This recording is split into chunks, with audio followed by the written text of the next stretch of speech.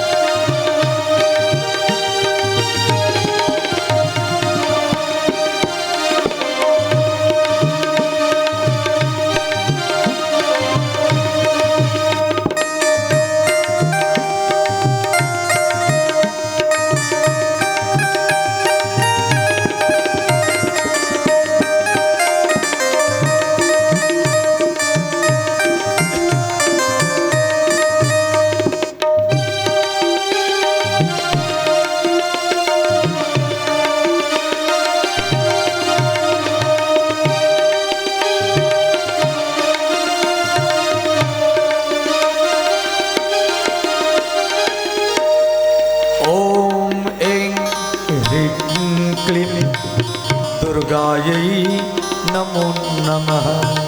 ओम ह्रीं क्लीं दुर्गायै नमो नमः। ओम ऐं ह्रीं क्लीं दुर्गायै नमो नमः। ओम दुर्गावते नमो नमः। ओम ऐं ह्रीं क्लीं वैष्णवे नमो नमः। ओम ह्रीं क्लीं वैष्णवे नमो नमः। ओम ऐं ह्रीं क्लीं वैष्णवे नमो नमः। ओम ह्रीं क्लीं वैष्णवे नमो नमः। ओम ऐं ह्रीं क्लीं कामाक्षै नमो नमः। ओम ह्रीं क्लीं कामाक्षै नमो नमः। ओम ऐं ह्रीं क्लीं कामाक्षै नमो नमः। ओम कामाक्षै नमो नमः। सब गाइए दोनों हाथ उठा कर।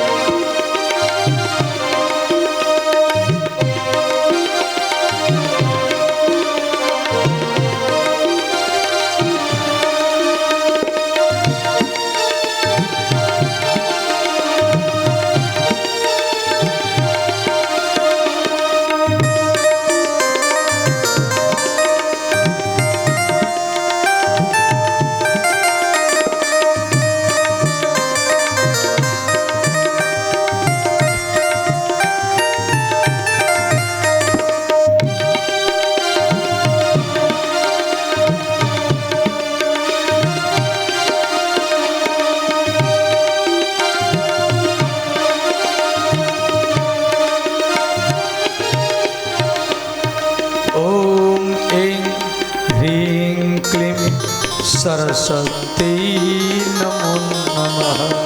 ॐ ह्रीं क्लीं सरस्वती नमो नमः।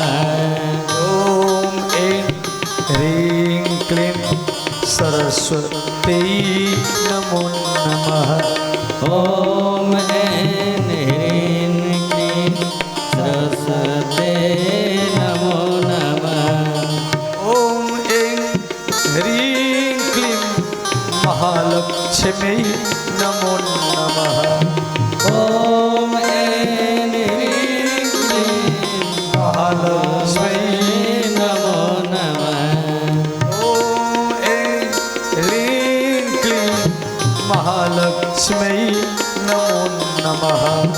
ॐ ऐं ह्रीं क्लीं भगवते नमो नमः। ॐ ऐं ह्रीं क्लीं कालिकायै नमो नमः। ॐ ऐं ह्रीं क्लीं कालिकाय नमो नमः।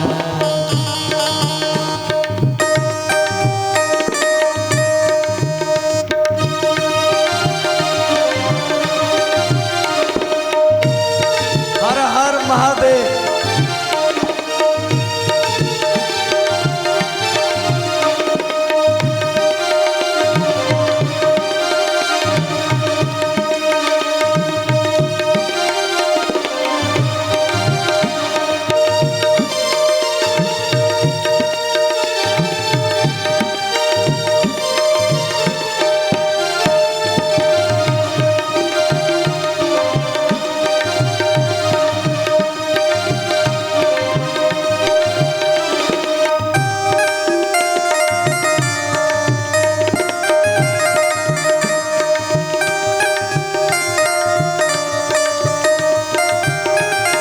जय माता की, जय माता की, जय माता की, जय माता की, जय माता की, जय माता की, जय माता की, जय माता की, जय माता की, जय माता की, कात्यायनी, जय माता की, वैष्णव देवी, जय माता की, ब्रह्मचारिणी, जय माता की, शैलपुत्री, जय माता की, पुष्पांडेती, जय माता की, चंद्रघंटा, जय माता की, कालरात्रि, जय माता की, महागौरी, जय माता की, सिद्धिदात्री, जय माता की, सिद्धिदात्री, जय माता की, स्कंद माता, जय माता की, माधवी, जय माता की, उमावती, जय माता की, ज्वालामुखी, जय माता की, दुर्गा मैया, जय माता की, जय माता की, जय माता की, जय माता की, जय माता की, जय माता की, जय माता की, जय माता की, जय माता की, जय माता की, जय माता की, जय माता की, जय माता की, जय माता की, जय माता की, जय माता की, जय माता की, जय माता की, जय माता जय माता की, जय माता की, जय माता की, जय माता की, जय माता की, जय माता की, जय माता की, जय करा धुमावती मैया का।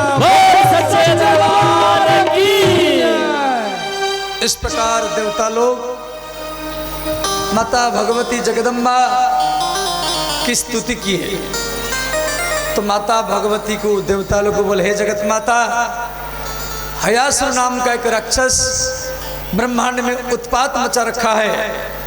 सारा वेदों को चोरी कर लिया, सारा पुराण को नष्ट कर दिया और मंत्र सब समाप्त हो गया। जब वेद नहीं रहा और पुराण नहीं रहा तो फिर ये ब्राह्मण लोग कैसे हवन करेंगे? तब ब्राह्मण लोग हवन नहीं करेंगे तो देवताओं को भोजन नहीं मिलेगा, कि देवता लोग अग्नि के मुख से भोजन करते हैं।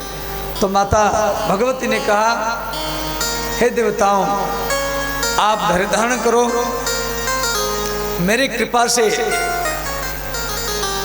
वैकुंठाधिपति विष्णु हयग्रीव रूप का अवतार धारण करेंगे। हयासुर को मारने के लिए विष्णु हयग्रीव अवतार धारण करेगा। हय माने घोड़ा, ग्रीव माने मस्तक। अब आप भगवान विष्णु योग निद्रा में हैं, उनको जाकर के जगाओ। तो सारा देवता लोग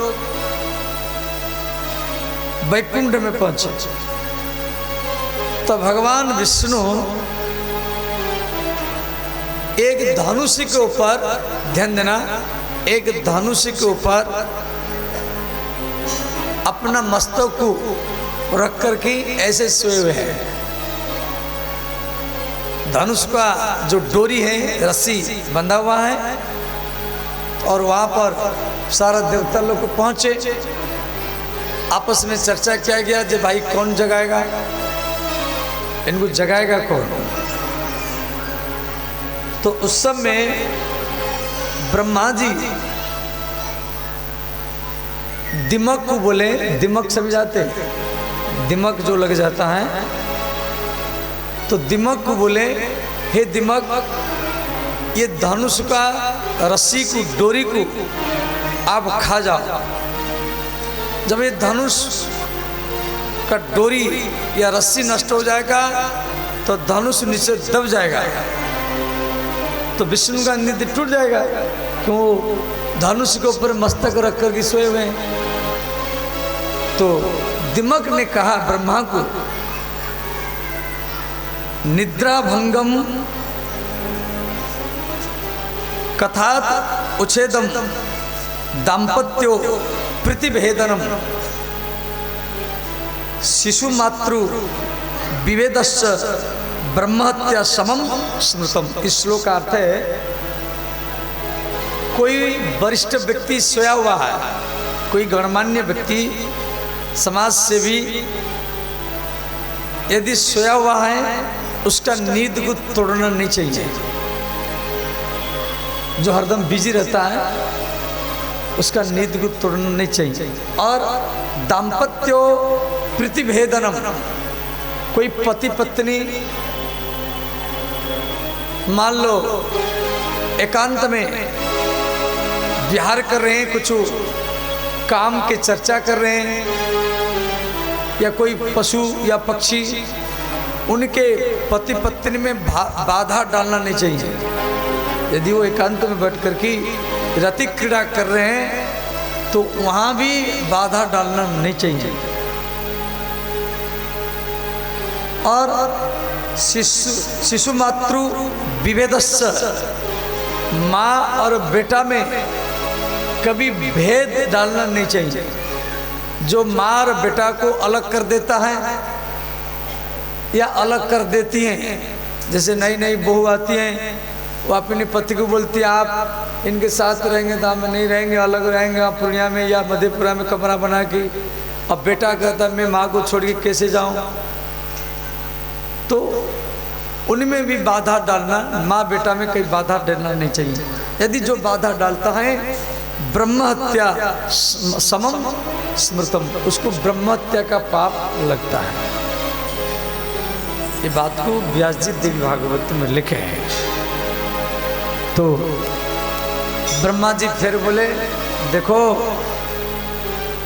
दिमाग देवताओं के ऊपर संकट है।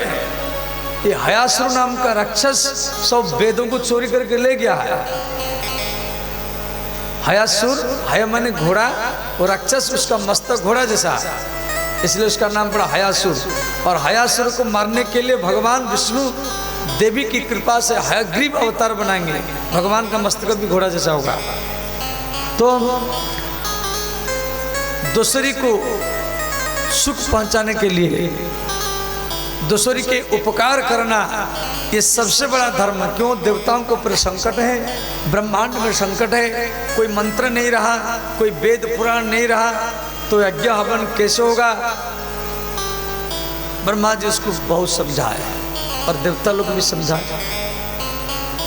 परोपकार में जो जिंदगी जीता है उसको समाज सम्मान देता है। तुलसीदास जी लिखे हैं, आप सबको याद भी है,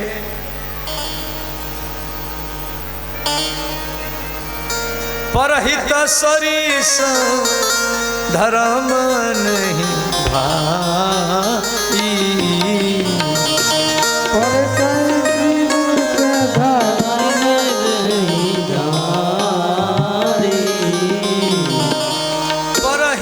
सरिस धर्म नहीं भाई,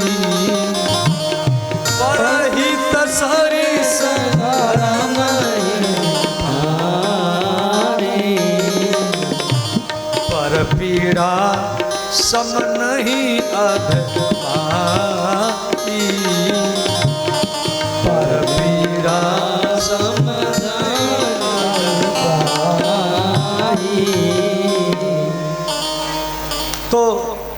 देवता लोग दिमक को इस प्रकार बोले तो दिमक ने कहा ठीक है, हम धनुष के रस्सी को डोरी को काट देंगे, परंतु हमको क्या लाभ मिलेगा, ध्यान देना। ब्रह्मा जी को बोले हमको क्या लाभ मिलेगा, तो ब्रह्मा जी बोले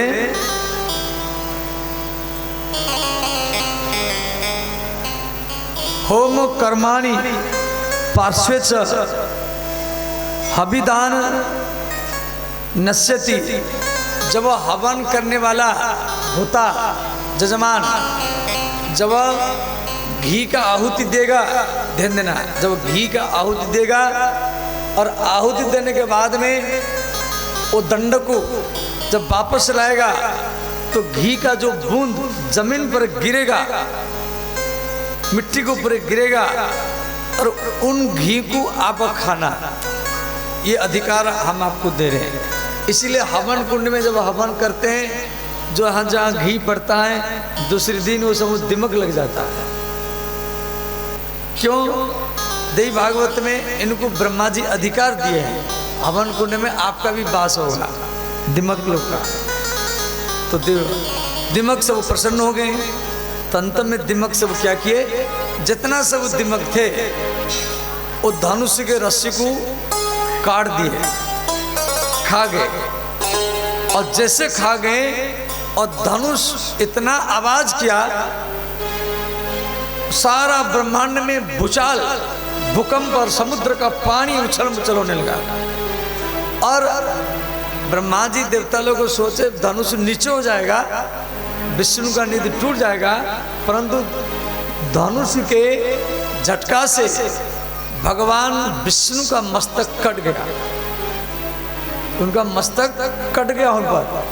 अब तो देवता लोग रोने लगे, अरे राम राम ये क्या हुआ, हम तो सोचे इनका निधि टूट जाएगा परंतु इनका मस्तक कट गया। सब देवता रोने लगे। तो माता भगवती का आराधना किए, माता भगवती ने कुछ सांत्वना दिया, जे देवताओं तो रो मत। पूर्व काल में एक बार देवी लक्ष्मी अपने मुख का श्रृंगार करके विष्णु भगवान के पास आई। तो भगवान विष्णु लक्ष्मी को देख करके थोड़ा मुस्कुराने लगे। और हंसना भी कई तरीका है, वो एक दूसरी टाइप से हंस रहे थे। तो लक्ष्मी माता नाराज हो गई, जी ये मेरे मुंह को देख करके इस प्रकार ठोठ हो करके हंस रहे हैं, हा हा हो करके हंस रहे हैं। तो लक्ष्मी मन में सोची शायद आप किसी दूसरे को मेरा सौत बना लिया, किसी दूसरे को आप अपना बना लिया, इसीलिए मेरा मुख देख करके आप हंस रहे हैं। जिस मुख में आप हंस रहे हैं वो मस्तक आपका गिर जाए। ये लक्ष्मी ने अभिशाप दी थी किनको, विष्णु भगवान को। भगवती माता जगदम्बा ने कहा ब्राह्मण ये देवताओं रो मत, लक्ष्मी का अभिशाप था इसलिए विष्णु का मस्तक कट गया। अब आप विश्वकर्मा को बुलाओ और विश्वकर्मा के द्वारा इनमें एक घोड़ा का मस्तक जोड़ो और ये हयग्रीव रूप धारण करेंगे, तभी हयासुर का वध करेंगे। क्यों? हयासुर जो है उसको भगवती ने आशीर्वाद दी थी। पहले हयासुर जब तपस्या किया था तो माता भगवती को वो कहा जे मैं नहीं मरूंगा, ऐसा वरदान दीजिए। तो माता भगवती ने कहा नहीं नहीं, जो जन्म लिया है वो मरेगा, जातस्य ध्रुवम मृत्यु, जो जन्म लिया वो निश्चित मरेगा, ये वरदान नहीं दिया जाएगा, दूसरा कुछ मांगो। तो हयासुर राक्षस कहा है जगत माता यदि मेरा मृत्यु होगा तो कोई घोड़ा मस्तक वाला व्यक्ति से मेरा मृत्यु होगा। वो हयासुर सोचा संसार में मेरा ही मस्तक हो घोड़ा जैसा है और किसका नहीं है। तो इसलिए माता भगवती ने कहा विष्णु हयग्रीव रूप बनाएगा और विष्णु के हाथ से उसका मृत्यु होगा। तो देवता लोग प्रसन्न हुए। ब्रह्मा जी बोले देखो पूर्व काल में शिवजी भी ब्रह्मा जी के मस्तक को काट देते थे। पूर्व काल में शिवजी भी ब्रह्मा जी के मस्तक काटे अभिशाप के कारण शिवलिंग कट कर के नीचे गिरा था, जिस शिवलिंग का हम लोग पूजा करते हैं। और ये तो विधि का विधान है, जो भगवान की इच्छा वही होता है, इसमें शोक करने की आवश्यकता नहीं है। तो उसके बाद में भगवान विष्णु हयग्रीव रूप धारण करके और हयासुर के साथ युद्ध करने के लिए आया। हयग्रीव हयासुर, ध्यान देना, थोड़ा दोनों में अंतर है। हयासुर माने हय माने घोड़ा, और असुर दोनों संधि होकर के हयासुर और हयग्रीव। हयग्रीव भगवान विष्णु का नाम है और हयासुर राक्षस का नाम है, दोनों का मस्तक घोड़ा जैसा है। तो फिर भगवान विष्णु हयासुर के साथ भयंकर युद्ध किए और युद्ध में पहले तो भगवान विष्णु हारे, उनकी गदा भी काम नहीं किया, चक्र भी काम नहीं किया। तो भगवान विष्णु माता जगदम्बा को याद किए, माता भगवती ने विष्णु को दर्शन दिया। बोलिए भगवती माता की जय। भगवान विष्णु बोले, हे माता, मुझे लड़ते लड़ते कई वर्ष बीत गया, ये राक्षस मर नहीं रहा। तो भगवती ने कहा, हे पुत्र रो मत, आप युद्ध करो और मैं आपका साथ दूंगी। तो माता भगवती की खड़ी रही आकाश मार्ग में, भगवान विष्णु हयासुर के साथ युद्ध किए। तो भगवती सुंदरी स्त्री का रूप बना करके सम्मोहन विद्या से हयासुर का मन को हरण कर लिया। और उस समय भगवान विष्णु सुदर्शन चक्र को आवाहन किए और तुरंत उसका मस्तक ही काट दिया। तो हयासुर राक्षस की कथा ये देवी भागवत में दिया गया है। एक बार भगवान विष्णु क्षीर समुद्र में लेटे थे, माँ लक्ष्मी चरण दबा रही थी। तो विष्णु के नाभि से श्री ब्रह्मा का जन्म हुआ। और विष्णु का जो नाभि है कोई छोटा मोटा नाभि नहीं है। विष्णु का नाभि में सारा भूलोक भवलोक तपलोक महालोक जनलोक अत्तल वित्तल सुत्तल तलातल महातल रसातल पाताल सब विष्णु के नाभि में है। और ब्रह्मा जी ऊपर बैठे जन। तो क्षीर समुद्र में दूध का समुद्र है। भगवान शंकरषण भगवान के गोदी में लेटे हैं, लक्ष्मी माता चरण दबा रही और उनके नाभि से कमल फूल प्रकट हुआ और कमल फूल के ऊपर ब्रह्मा जी बैठे हैं। तो भगवान विष्णु के कान से, जैसे आपकी कान में कीचड़ जम जाते, कीचड़ जिसको बोलते हैं कर्णमल, कान का जो मल है उसको आप साफ करते हैं। तो विष्णु के कान के मल से दो राक्षस जन्म लिए जिनके नाम है मधु और कैटभ। ये मधु कैटभ का जन्म विष्णु के नाम कान से हुआ है और कर्णमल से। तो वो मधु कैटभ राक्षस क्षीर समुद्र में घूम रहे हैं और पानी पहाड़ के बराबर तरंग इधर उधर हो रहा है, पूरा दोनों उत्पात मचा रहे हैं।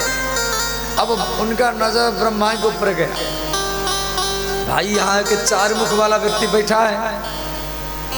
तो मधु कैटभ राक्षस ब्रह्मा को खाने के लिए आया। ब्रह्मा जी भयभीत होकर के वो कमल के डंडी के भीतर में घुस गए। ध्यान देना, जो कमल का डंडी है वो फूल के ऊपर बैठे थे और वो भयभीत होकर के कमल के डंडी के भीतर में घुस गए। अब मधु कैटभ राक्षस पानी में घूम रहे, ये कहाँ चला गया, भीतर दिखाई नहीं दे रहा है। तो ब्रह्मा जी सोचे ये कमल जहां से प्रकट हुआ वही मेरे पिता होंगे। तो तो वो कमल में घुसते रहे घुसते रहे घुसते रहे घुसते रहे, कमल का जड़ तक वो जा नहीं पाए। फिर वो कमल के ऊपर आ गए, कमल फूल के। मधुकैटभ फिर देख लिए, अरे भीतर में घुस गया था, फिर खाने के लिए उसको भागे, उसको खाने के लिए फिर उसका पीछा किए।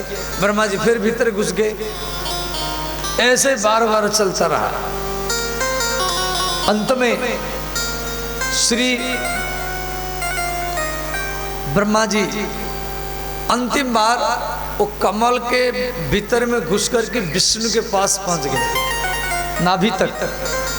वो देखे जे भगवान विष्णु सोए हुए हैं। तो ब्रह्मा जी उनको जगाने के लिए बहुत प्रयत्न किए,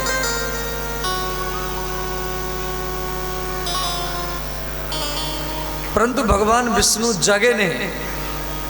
ब्रह्मा जी इतना भयभीत होकर के बोले, हे परमेश्वर, हे पालन करता, हे विष्णु, मैं भयभीत हूं। 2 राक्षस मेरा पीछा कर रहे हैं मुझे खाने के लिए, अब मैं क्या करूंगा। विष्णु कर्णमल उद्भव दानवो मधुकैटभः महाबलो चाते दैत्य विवृधो सागर जले।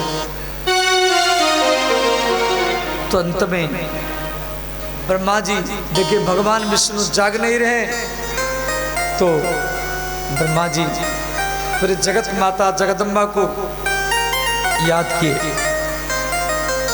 तो माता भगवती आकाशवाणी किया, हे पुत्र ब्रह्मा, घबराओ मत, मैं विष्णु को अपनी निद्रा से, मैं अपनी शक्ति से, निद्रा ही मेरा रूप है, मैं अपनी निद्रा के बल से विष्णु को सुला रखा हूं। आपका संकट जल्दी दूर होगा। तो माता भगवती के आशीर्वाद से भगवान विष्णु का नींद टूटा। देखे ब्रह्मा जी हाथ जोड़कर खड़े हैं। तो ब्रह्मा जी बोले, भगवान मधुकैटभ नाम के 2 राक्षस मुझे खाने के लिए मेरा पीछा बार बार कर रहे हैं, मैं इनसे बहुत भयभीत हूं। तो अंत में भगवान विष्णु मधुकैटभ राक्षस से लड़ने के लिए आया। अब ध्यान देना, विष्णु और मधुकैटभ राक्षस में इतना भयंकर युद्ध हुआ, आकाश में सब देवता लोग देख रहे हैं, ना कोई हार रहा ना कोई जीत रहा है। भगवान गदा प्रहार किए, भगवान का गदा छिटक करके जमीन पर गिर गया। देवता लोग घबरा गए। भगवान सुदर्शन चक्र प्रहार किए, वो भी काम नहीं किया। मधुकैटभ राक्षस विष्णु के छाती में एक घूंसा मारे, भगवान विष्णु नीचे गिर गए। अंत में राक्षस मधुकैटभ विष्णु को बोले, देखो आपके अंदर में लड़ने की सामर्थ्य नहीं है, उठो हमारे साथ युद्ध करो। देवी भागवत में दिया गया है 10,000 वर्ष तक युद्ध हुआ था। 10,000 वर्ष तक मधुकैटभ के साथ विष्णु का। मधुकैटभ राक्षस विष्णु को बोले, विष्णु अब आपकी जो इच्छा है मांगो, हम आपका इच्छा पूर्ण करेंगे, तो आपकी सामर्थ्य नहीं है लड़ने की।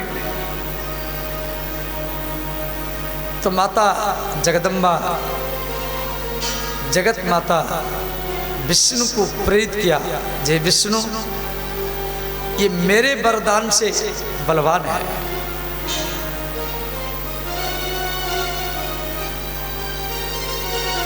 अब आप इनको ये वर मांगो जे आपका मृत्यु हमारी हाथ से हो, ये वरदान मांगो। जब मधुकैटभ राक्षस विष्णु को बार बार बोले जो इच्छा मांगो, तो भगवत की प्रेरणा से भगवान विष्णु बोले यदि आप मेरे ऊपर प्रसन्न हैं तो आपका मृत्यु मेरे हाथ से हो। अब मधुकैटभ राक्षस समझ गए बड़ा चतुर है। तो मधुकैटभ बोले देखो हम मरेंगे आपके हाथ से, परंतु हम अपना मस्तक कहाँ रखेंगे? हमारी मस्तक को एक स्थल में रखा जाए। तो भगवान क्या किए, अपनी जांग को बढ़ाया, अपनी दोनों जांग को समुद्र में इतना विशाल बनाए और बोले आप अपने मस्तक को मेरे जांग के ऊपर रखो। मधु और कैटभ विष्णु के जांग के ऊपर अपना मस्तक रखे और भगवान विष्णु सुदर्शन चक्र से उनका मस्तक काटे और उनके मेद से, ध्यान देना, उनके खून से, उनके मेद से ये सारा पृथ्वी बना। इसलिए इसको बोलते मेदिनी। पृथ्वी का एक नाम है मेदिनी, क्यों? उनके खून से, मेद से ये पृथ्वी बना है। मधुकैटभ के मेद से, शरीर से, इतना विशाल का राक्षस, उनके शरीर से ये पृथ्वी बना है। अब थोड़ा दिमाग लगाओ, कितना बड़ा समुद्र होगा, वो राक्षस कितना बड़ा होगा। माने ये सारा फुलोत गांव उनके अंगुली भी के बराबर नहीं होगा। ये फुलोत गांव क्या है, पूरा बिहार भी उनके अंगुली के बराबर नहीं होगा। अब मस्तक कितना बड़ा होगा, शरीर, जिनके शरीर से ये पृथ्वी बना है वो कितना बड़ा राक्षस होगा। इसमें 7 द्वीप है। तो इसको मेदिनी, मधुकैटभ राक्षस से बनने के कारण इसको मेदिनी कहा जाता है। ये कथा देवी भागवत में आप लोग अत्यंत संक्षेप में श्रवण किया और ध्यान देना। श्री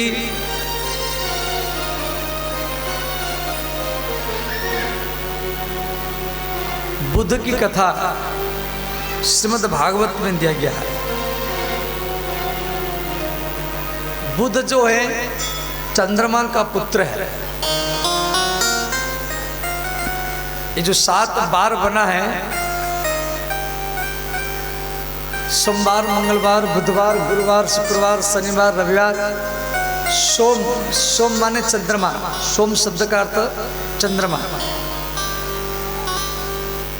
चंद्रमा को दक्ष प्रजापति अभिशाप दिया था, तो चंद्रमा अपनी पत्नी रोहिणी को ज्यादा प्रेम करते थे। तो दक्ष प्रजापति ने अभिशाप दिया, जब मैं आपको 27 कन्या दिया हूं, एक कन्या को आप ज्यादा प्रेम करते हैं, आपको कुष्ठ रोग हो जाए, क्षय रोग हो जाए। तो चंद्रमा सौराष्ट्र में आकर के एक शिवलिंग बना करके उसका पूजा किया। भगवान महादेव इनको प्रसन्न होकर के इनको दर्शन दिए और उस शिवलिंग का नाम पड़ा सोमनाथ। बोले सोमनाथ भगवान की जय। भगवान शिव, सोम माने चंद्रमा, चंद्रमा को अपनी जटा पे धारण किए, इसलिए सोमवार को इनके नाम पर एक बार भी बना चंद्रमा के नाम पर, सोमवार। सोम माने चंद्रमा। मंगलवार, पृथ्वी का पुत्र मंगल। चंद्रमा ने कहा मेरा पुत्र बुध है, उसके नाम पर एक बार बनाओ। तो बुधवार देवता लोग को बोले देखो हमारा गुरु बृहस्पति है, उनके नाम पर भी एक बार बनाओ, बृहस्पतिवार, गुरुवार। राक्षस बोले देखो यदि आप अपने गुरु के नाम पर एक बार बनाया तो हमारी गुरु का नाम है शुक्राचार्य, हमारी गुरु का नाम शुक्राचार्य, उनके नाम पर तो एक बार बनाओ। तो गुरुवार के बाद में फिर शुक्रवार बना। भगवान सूर्य बोले हमारी बेटा का नाम है शनि है, सूर्य के पत्नी का नाम है छाया, और छाया का पुत्र है शनिदेव, न्याय की देवता शनिवार और सूर्य के नाम पर रविवार। इस प्रकार ये 7 बार की उत्पत्ति कैसे हुआ ये हम देवी भागवत के माध्यम में श्रवण किए। सोमवार शिव जी का है और इसलिए भगवान का नाम पड़ा सोमनाथ।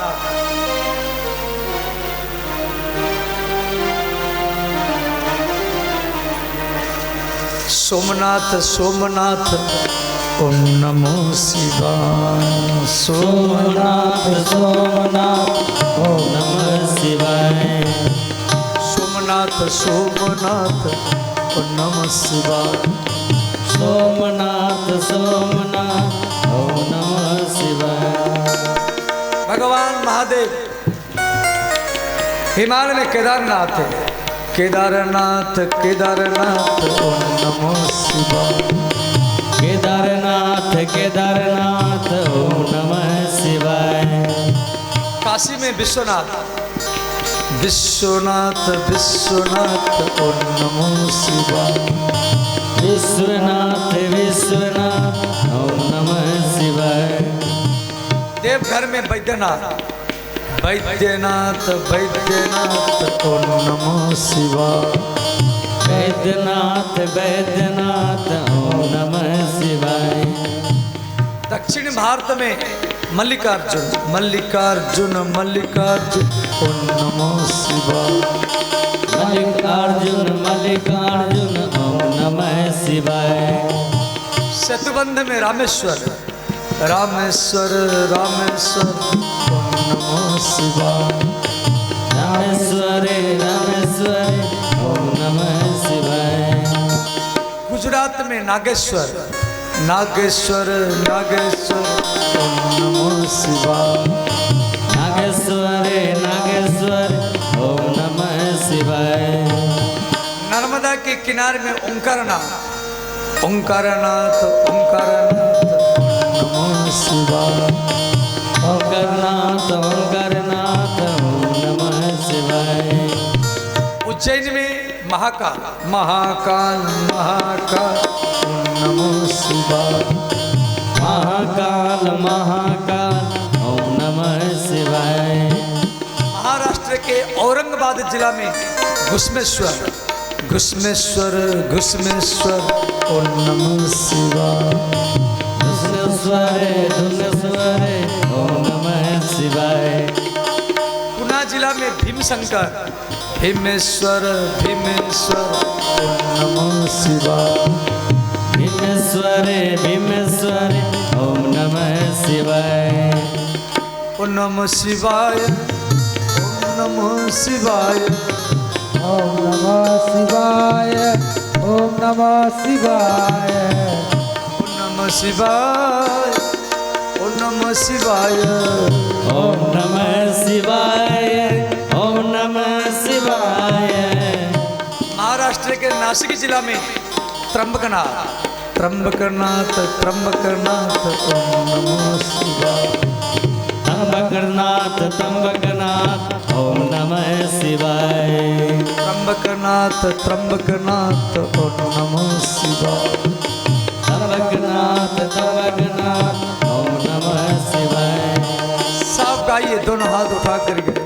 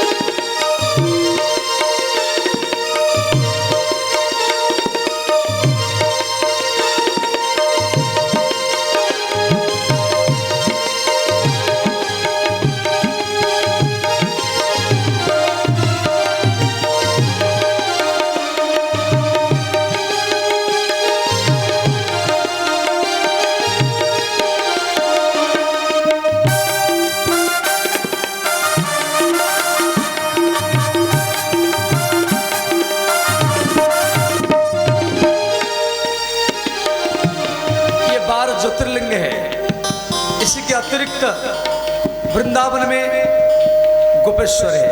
गोपेश्वर गोपेश्वर ओम नमः शिवाय। गोपेश्वर गोपेश्वर ओम नमः शिवाय। मथुरा में भूतेश्वर भूतेश्वर भूतेश्वर ओम नमः शिवाय। भूतेश्वर ओम नमः शिवाय। नेपाल के काठमांडू में श्री पशुपतिनाथ और जम्मू कश्मीर में अमरनाथ अमरनाथ अमरनाथ ओम नमः शिवाय। अमरनाथ अमरनाथ ओम नमः शिवाय। और आपके मधेपुरा में सिंहेश्वर सिंहेश्वर सिंहेश्वर ओम नमः शिवाय। सिंहेश्वर सिंहेश्वर ओम नमः शिवाय। और फूलत में श्री धुमेश्वर धुमेश्वर धुमेश्वर ओम नमः शिवाय। धुमेश्वर धुमेश्वर ओम नमः शिवाय। धुमावती और धुमेश्वर, धुमावती मैया है अब बाबा है धुमेश्वर। धुमेश्वर धुमेश्वर धुमेश्वर धुमेश्वर ओम नमः शिवाय। ओम नमः शिवाय ओम नमः शिवाय ओम नमः शिवाय ओम नमः शिवाय। ओम नमः शिवाय ओम नमः शिवाय ओम नमः शिवाय ओम नमः शिवाय। धुमेश्वर धुमेश्वर ओम नमः शिवाय। धुमेश्वर धुमेश्वर ओम नमः शिवाय। धुमेश्वर धुमेश्वर ओम नमः शिवाय। धुमेश्वर धुमेश्वर ओम नमः शिवाय। हर हर महादेव।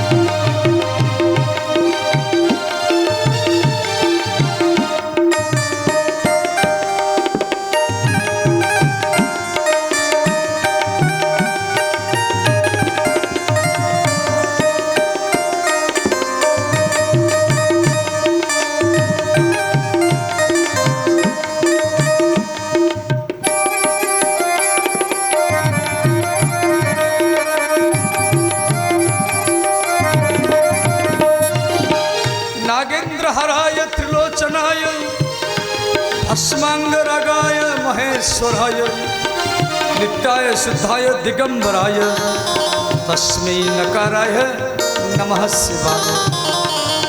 जटाटवी कलज्जल प्रवाह जले बलं बलंदिता भुजंगतुंगमाला डमट निनादबद्धमरभयं चकार चंड तंडव तनोतु नम शिवं शिव। बम बम बम भोले ओम नमः शिवाय। बम बम बम भोले ओम नमः शिवाय। बम बम बम भोले ओम नमः शिवाय। बम बम बम भोले ओम नमः शिवाय। ओम नमः शिवाय ओम नमः शिवाय ओम नमः शिवाय ओम नमः शिवाय। ओम नमः शिवाय ओम नमः शिवाय ओम नमः शिवाय ओम नमः शिवाय। बम बम बम भोले ओम नमः शिवाय। बम बम बम भोले ओम नमः शिवाय।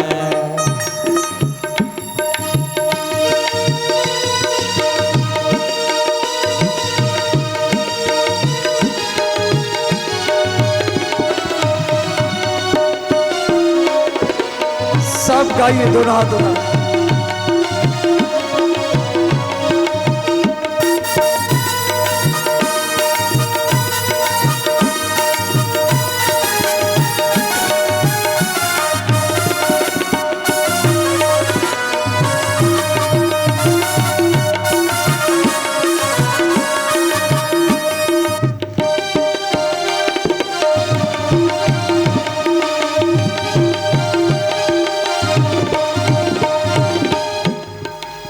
इस प्रकार श्री सोमनाथ, सोम माने चंद्रमा, चंद्रमा के पुत्र बुध,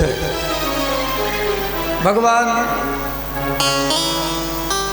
शिव चंद्रमा को अपने जटा पे ही धारण किए। जैसे किसको पुत्र चाहिए, उस शिवलिंग में धतूरे के फूल चढ़ाता है, धतूरे के फूल, धतूरे के फल, धतूरे के पत्ता। जिसको बेटी चाहिए वो सुगंधित फूल, मुंगरा का फूल। जिसको निरोग चाहिए, मुझे कोई रोग ना हो, वो शिवलिंग में कन्यर का फूल, कन्यर का फल, कन्यर का पत्ता चढ़ाता है। और जिसको शांति चाहिए, उस शिवलिंग में गुड़ है या चीनी है या गन्ना का रस चढ़ाता है। जिसको शत्रु से विजय प्राप्त करना है, उस शिवलिंग में सरसों का तेल हो, सरसों हो, सरसों का फूल चढ़ाता है। और जिसको भक्ति चाहिए, मुक्ति चाहिए, भगवान चाहिए या भगवती चाहिए, उस शिवलिंग में बेलपत्र और गंगा जल ही चढ़ाता है।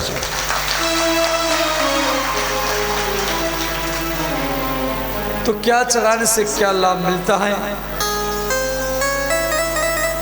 ये शिवपुराण में भी है और देवी भागवत में भी है। शिवपुराण में थोड़ा विस्तार में है, देवी भागवत में जैसे शिव जी का कथा भी 9 दिन होता है, समझ गए।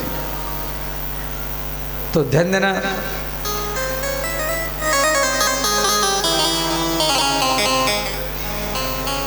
अब श्री सुखदेव जी के जन्म की कथा और उनके गुरु दीक्षा, जनक जी को कैसे गुरु बनाए, ये कथा श्री कार्तिक मुनि, कार्तिक भगवान अगस्त मुनि को सुनाने के लिए जा रहे हैं। ध्यान देना। भगवान वेद व्यास की पत्नी के नाम है अरणी।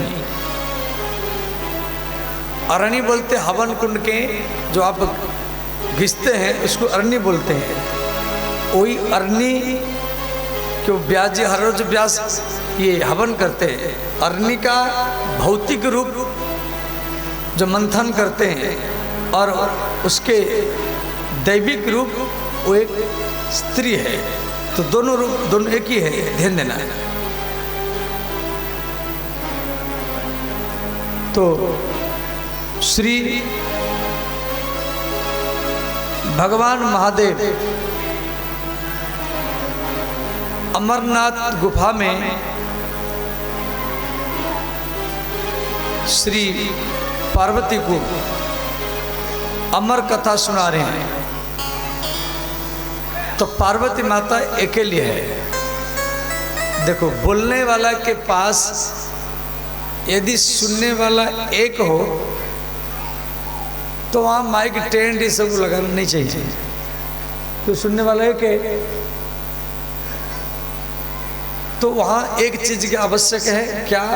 सुनने वाला को बीच बीच में हूँ इस प्रकार हूँ कर भरना पड़ेगा। तो सुनने वाला एक है। और यदि बोलने वाला के सामने सुनने वाला ज्यादा हो तो वहाँ पर हुंकार भरना मना है। जैसे हम बोल रहे हैं, आप सब सुन रहे हैं, अब आप सब मिल करके बोलेंगे हूँ तो अच्छा नहीं लगेगा। अब वहाँ पर माइक लगाना पड़ेगा। क्यों? सबके कान तक आवाज़ कैसे जाएगा? सबके कान तक आवाज किस जाएगा। और उनके बैठने का व्यवस्था करना पड़ेगा। जैसे ये वर्षा ऋतु है, कभी कभी बीच बीच में बारिश हो जाता है, तो इसीलिए ये कपड़ा के ऊपर वाटर प्रूफ त्रिपाल भी लगा गया, जो बारिश से होगा तो भी आप बैठ सकते हैं। यदि ये कथा कार्तिक अगहन महीने में होता तो ये तो उस टाइम बारिश से होता नहीं, तो नीचे गद्दा बिछाना पड़ता, तो ऋतुकालीन व्यवस्था करना पड़ता। तो भगवान शिव माता पार्वती को अमर कथा सुना रहे हैं। तो वहां पर एक अंडा जो पिछले जन्म में गोलोक धाम की सुगा था, श्री भगवती राधा की प्रेरणा से वहां पर अंडा के रूप में जन्म लिया था, वो भी कथा सुन रहा था। वो अंडा के माता पिता भाग गए कि भगवान शिव त्रिशूल की तरह सबको भगा देते। तो अंत में जब कथा विश्राम हो गई, कथा के बीच में माता पार्वती कथा के प्रसंग में इतना आवेश में आ गई, वो कथा सुनना भूल गई, वो समाधि में आ गई। तो अंडा होकर भर रहा है, उससे एक सुगा जन्म ले लिया, सुगा होकर भर रहा है। कथा जब अंतिम हो गई तो माता पार्वती ने कहा है, नाथ मैं तो पूरा कथा नहीं सुना हूँ। शिव जी बोले, होंकार कौन भर रहा था?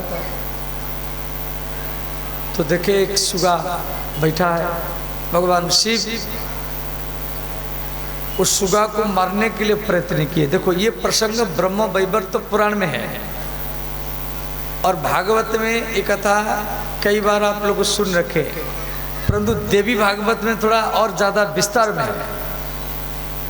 देवी भागवत में पूरा विस्तार में दिया गया है, पूरा सुखदेव जी का जन्म से लेकर के अंतिम तक। और किसी पुराण में नहीं है। सुखदेव जी के 4 लड़का है और एक बेटी भी है। सुखदेव जी शादी किए हैं, इस प्रसंग इसमें दिया गया है, ध्यान देना। तो श्री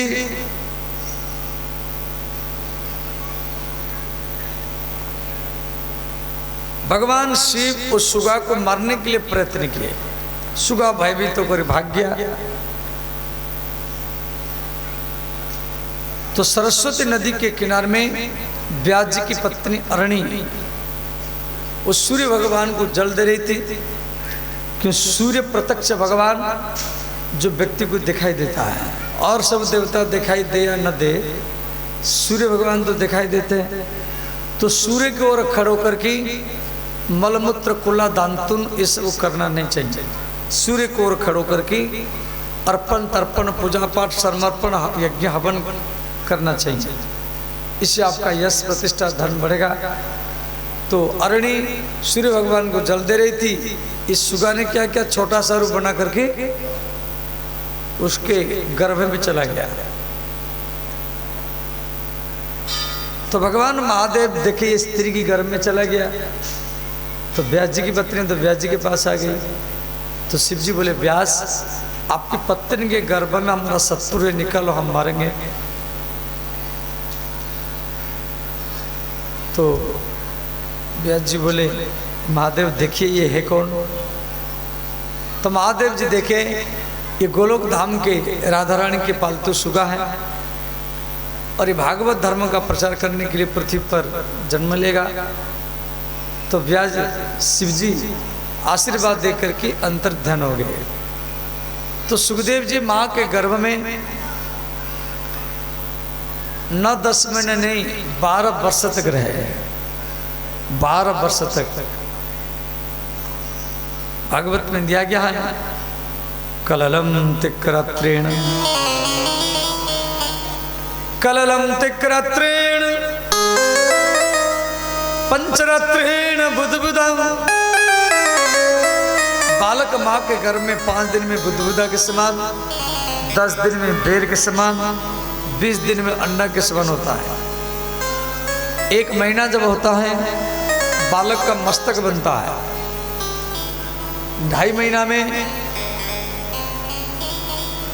ये कन्या होगी या पुत्र होगा मालूम पड़ जाता है।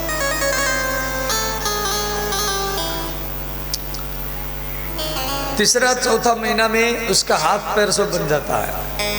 5वां महीना में उसको भूख लगता है। उसके नाभि नाड़ी माँ के पेट से जुड़ा रहता है। जो माँ खाती है वो भोजन बालों को मिल जाता है। उस समय माताओं को ज़्यादा क्रोध या लड़ना नहीं चाहिए, इससे बालक क्रोधी भी बनता है। ज़्यादा सोना नहीं चाहिए, इससे बालक मंदभाग्य होता है, आलसी बनता है। उस समय माताएं भागवत, देवी भागवत, राम कथा श्रवण करें तो उसका जो बालक होगा वो भगवान का भक्त ही बनेगा।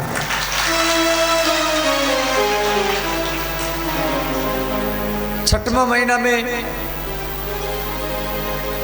माँ के दाएं कोख में बालक कभी कभी लात मारता है तो माताओं को अनुभव होता है। 7वां महीना में उसको कई जन्मों का बात याद आता है। न 10 महीना में जन्म लेता है, परंतु सुखदेव जी माँ के गर्भ में 12 वर्ष तक रहे। भगवान राधा कृष्ण आकाशवाणी किए, सुखदेव आप माँ के गर्भ में छुप गए। तो सुखदेव जी 12 वर्ष के बाद में जन्म लिए। बोले सुखदेव भगवान की जय।